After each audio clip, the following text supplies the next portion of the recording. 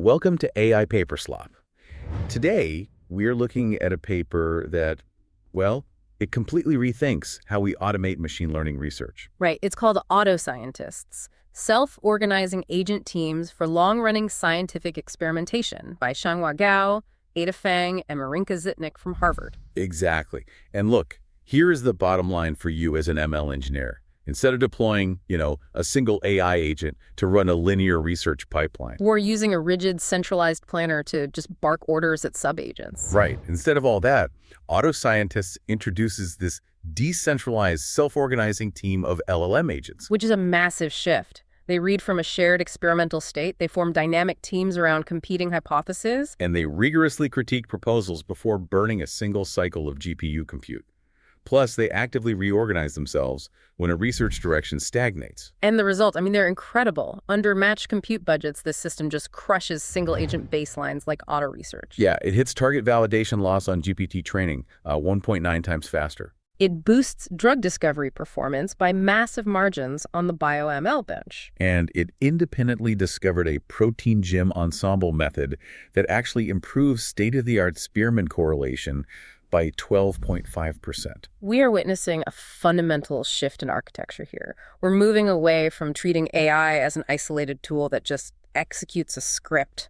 Yeah. And we're moving toward engineering an autonomous scientific community that, debates, tests, and pivots. To really understand why this is such a big deal, we have to look at why the standard approach to AI agents in science is currently breaking down. Right. Because when you look at existing systems like AID or auto research, they are impressive pieces of engineering, but they're incredibly linear in how they think. Yeah, they typically follow a single search trajectory. They generate a proposal, run the code, check the loss, and then try to refine it in a straight line. Mm-hmm. Or if you're looking at a multi-agent system, it usually relies on a rigid top-down planner. Like a manager agent partitioning the search space at the very start. Exactly, and assigning tasks to worker agents. But if we connect this to the bigger picture of how long-running scientific experimentation actually works, that rigid assumption completely falls apart. Oh, totally. In real research, productive directions shift constantly as new evidence accumulates, Yeah, a hypothesis about, say, a learning rate schedule that looked promising on day 1 might be completely dead by day 3. Right. And a totally new direction involving model architecture might only emerge after analyzing the failures of the first 10 experiments. It is like a company where the CEO micromanages a 5-year R&D project by writing a step-by-step master plan on day 1. Which never works. Never. Versus an agile startup where the engineers actually pivot based on live user feedback. Yeah. A rigid planner just cannot adapt when the terrain changes. Yeah, exactly. But that brings up the obvious problem. If you remove that top-down manager and you just let a bunch of decentralized LLM agents loose in a code base. It sounds like a recipe for disaster. Right. How does the system actually prevent them from running in circles, overwriting each other's code, and repeating the exact same failed experiments? Well, that is where the architecture of AutoScientists is so brilliant. It relies on a shared state and a really strict 2-role ecosystem. Okay. Think of the shared state as like a combination of a hyper-organized Jira board and an active Git repository. Well, that makes sense. Agents aren't slacking each other directly with one-off messages. They're leaving extensive pull request reviews and updating the Kanban board for the whole lab to see. So it's completely transparent to the whole team. Yes. And this shared state has 4 main components. There's a champion model tracking the current best code base, a comprehensive experiment log, Got it. a dead-end registry tracking failed hypotheses, and a structured research forum. Okay, let's unpack this because the division of labor here is key. You mentioned a 2-role ecosystem. Right, analyst agents and experiment agents. So what exactly are the analyst agents doing while the experiment agents are, actually writing the code? Well, the analyst agents never run the code themselves. Wait, really? Not at all. Their entire job is to maintain the team's search knowledge. Every cycle, an analyst reads the experiment log and audits the champion model to find untested parameters. Okay.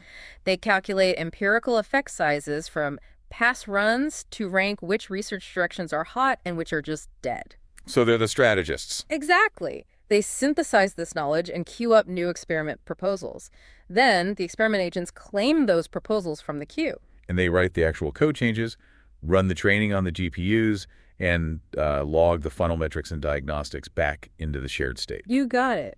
But anyone who has worked with coding LLMs knows they have a really strong bias toward laziness. Oh, yeah, the safe route. Yeah. If you ask an LLM to improve a model, it will usually just suggest a tiny learning rate tweak or a safe incremental hyperparameter nudge. It's just statistically safer text to generate. Exactly. So if the analysts are proposing the experiments, how does the system make conceptual leaps? I mean, how do you force an LLM to be bold? The researchers actually engineered strict constraints to fight exactly that tendency.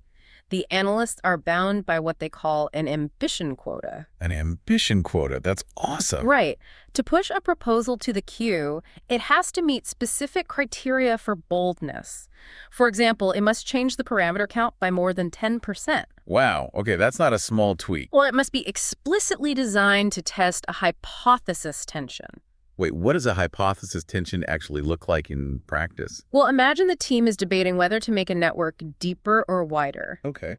An analyst cannot just suggest adding one layer. They have to propose an experiment that definitively confirms or falsifies the value of depth over width for this specific data set. So it has to answer a fundamental question. Yes.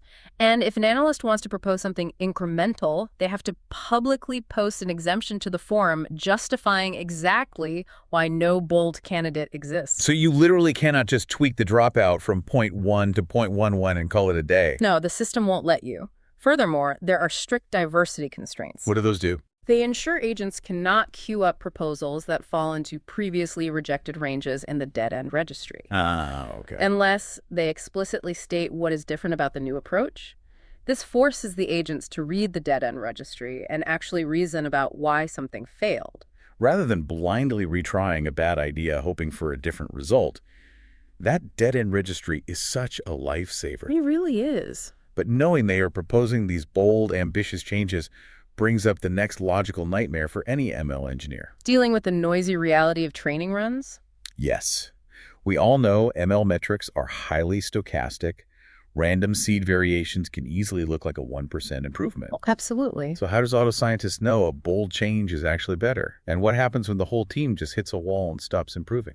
Okay, so the framework implements something called noise-aware champion validation. Noise-aware. Okay, how does that work? The system mathematically calculates the empirical noise floor of the evaluation metric based on historical variance. So it knows what normal fluctuation looks like. Exactly. If an experiment agent runs a candidate model and it shows a massive improvement, like clearly above that statistical noise band, it gets promoted to the new champion. Makes sense. But what if it's borderline? If the improvement falls within that calculated noise floor, the system triggers a mandatory confirmation run on a second random seed.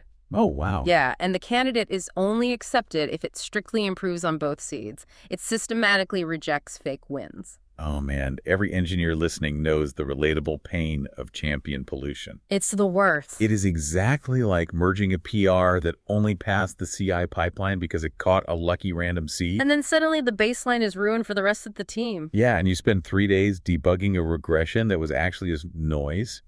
So this gatekeeping really prevents the agents from hallucinating progress. It does. But what about when they actually stall out? Like, what happens when they hit that wall? Well, when a team stops producing improvements for a set number of experiments, it triggers a system-wide reorganization. They reorg. Yeah. The analyst detects the stagnation and posts discussion trigger to the forum.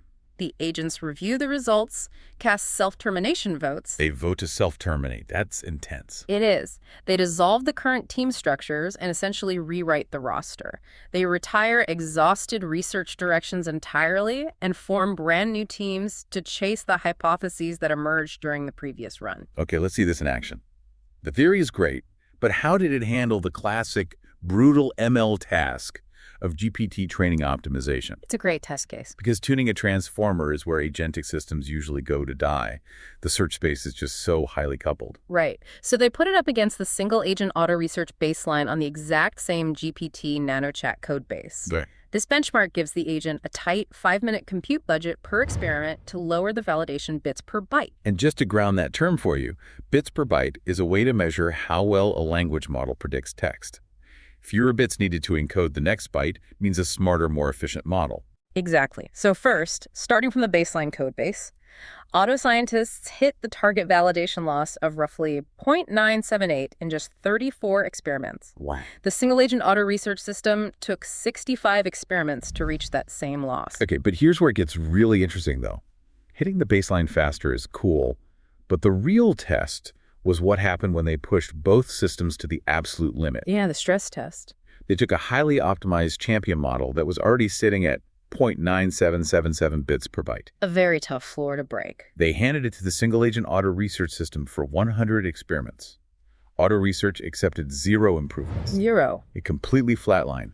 It banged its head against the wall 100 times because it was trapped in a local optimum. But when they handed that exact same champion to AutoScientists, Over 93 experiments, it shattered that floor. It accepted 7 distinct improvements and drove the loss down to 0.9730, which is a massive leap in language modeling. we have to look at what those 7 improvements actually were because it proves the value of the decentralized architecture. Right. What did they actually change? Well, the single agent failed because it kept tweaking parameters that were already optimized, but the AutoScientists system had dynamically formed 3 distinct teams. Cool. An architecture team, a schedule team, and a throughput team. So they found completely orthogonal wins. For example, the architecture team figured out they should swap the query key normalization order. Exactly. And the throughput team realized that if they reduced the total batch size from 219 down to 218, they could squeeze an entirely new set of optimizer steps into that strict 5-minute training budget. Getting more gradient updates, yeah. And then another team realized they could increase the model width, but only if they simultaneously fixed the learning rate scale to compensate. That is the power of parallel exploration right there. A single agent looks at a 5-minute budget and tries to optimize the transformer layers. But a decentralized team can have one agent auditing the layers, while another audits the compiler throughput and another audits the learning rate schedule. They outflanked the local optimum by attacking it from multiple dimensions simultaneously. Yes, and sharing their findings in the research forum to prevent duplicate work. But, optimizing GPP is mostly about moving existing levers. Batch size, learning rates, normalization orders. True scientific discovery requires inventing new levers entirely. Which brings us to the BioML benchmark. Can this system actively improve complex, state-of-the-art code bases that it didn't write itself across totally different scientific domains? To test that, they ran it on BioML bench. This is a brutal benchmark. Yeah, it covers 24 end-to-end biomedical tasks spanning imaging, single-cell omics, protein engineering, and drug discovery. And AutoScientists achieved a mean leaderboard percentile of 74.4% across all 24 tasks. Wow. The previous best agent, Auto Research, only hit 66% under the exact same hardware budget. That's a big jump. In the drug discovery domain alone, the previous best agent was sitting at a 46% leaderboard percentile, and AutoScientists leaped to 64.5%. It's massive. But we need to explain what it was actually doing to get there. Well, it was routinely building complex gradient-boosted trees on handcrafted molecular fingerprints, applying ridge meta-learners, and perfectly orchestrating 5-fold cross-validation. Just casually writing all that code. Yeah. But you're right. The protein gem result is the one that truly shows the system inventing new levers. Oh, absolutely. Because instead of starting from scratch, they seeded AutoScientists with the current state-of-the-art method for protein substitution fitness prediction. Which is a complex model called Kermit. Right. They basically said, here's the best model humans have built for this. Make it better. And Kermit uses a Gaussian process, which, for those listening, is essentially a probabilistic way to map out the fitness landscape of proteins and predict how mutations will behave. So AutoScientists analyzed the Kermit codebase and completely re-architected it. It built a 3 Gaussian process ensemble. 3. Yeah. And if you're listening to this and wondering how an LLM pulls that off, you have to realize it isn't just spitting out boilerplate text. It's doing real engineering. Exactly.